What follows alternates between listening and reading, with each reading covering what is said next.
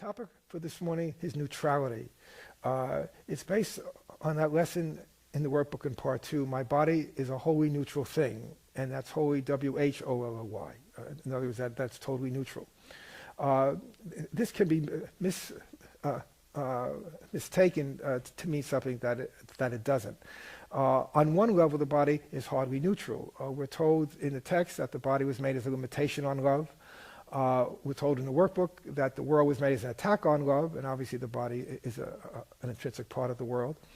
So those are hardly neutral thoughts, to establish a limitation when God's love is limitless, and to make up a world and a body that's an attack on God can hardly be thought of as neutral. However, once the world is here, and once we are born into bodies, the body then becomes neutral insofar as it serves the purpose of either the ego or the Holy Spirit. That's the neutrality. I could choose one or the other. All right, so it's like being in an automobile that only has 2 gears, forward or drive and reverse. And then there's neutral. But in this car, namely in the state of the split mind, one can never remain in neutral. We must always choose one or the other. But the choice is mine, and that's why the body then becomes a wholly neutral thing.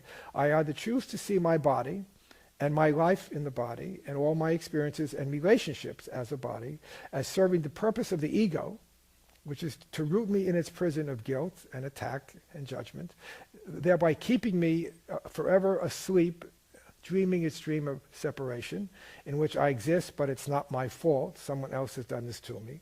Or I see the body and my various experiences here as living in the body, as serving the purpose of Jesus or the Holy Spirit, whereby the body and my life here becomes a classroom, right, in which Jesus is my teacher who uses the curriculum, which is my life, my relationships, my body, my personality, my skills, my aptitudes, my deficiencies and inadequacies, uses all of these as an opportunity of teaching me that I am perfect as a son of God.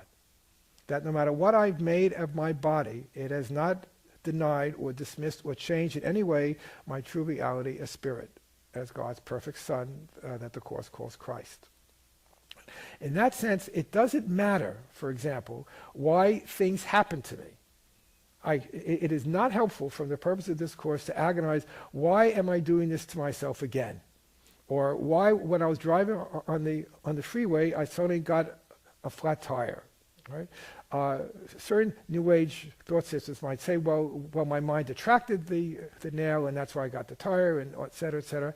That makes no sense from the point of view of the Course, because what it does is establish this as not being neutral. And once I wonder why something happened, I'm saying it did happen, and I'm making the past real. But since there is no past, I'm simply projecting my experiences in the present onto the past. What does make sense is once I get a flat tire, to use that as a roving neutral example, pardon the pun, I recognize that the flat tire is neutral. In other words, it can now serve the purpose of the ego, namely I feel victimized, I feel unfairly treated, I feel anxious, I feel frightened. Right? Or I could see from the point of view of Jesus, quoting lesson 34, I could see peace instead of this. That no matter what happened to my car, or to extend this out, no matter what happened to my body or the body of my loved ones, at this very moment, in what the Course calls the holy instant, I could be at peace. That's what makes my sick body, or the sick body of a loved one, or my sick car, or the sick world in which I live, neutral. It could either serve the ego's purpose of rooting me in hell, or Jesus' purpose of being a stepping stone towards my awakening to the heaven that I never left. It's all a matter of choice. Right? One of the major themes of this course is that we recognize, in fact, one could say it's probably the principal purpose of this course, is that we recognize the power of the mind to choose. It's in that power that we find the body's neutrality. It doesn't matter, once again, why something happened in the past. It doesn't matter what might happen in the future. What happens is, at any given moment, right now, I could choose to see peace instead of the conflict and anxiety that I'm experiencing. So no matter what things occur, whether they're catastrophic from the world's point of view or relatively insignificant from the world's point of view, we have the choice whether to see it as a mild annoyance, as a source of tremendous fear and anxiety and anger, or to see it as an opportunity of learning that I am not my body, As the workbook says, I'm not a body, I'm free, I'm still as God created me. And to use the body as a learning lesson, to see it as my life here as a classroom, is a way that I can really come to understand, recognize, and accept that I am indeed not a body, but I am a mind.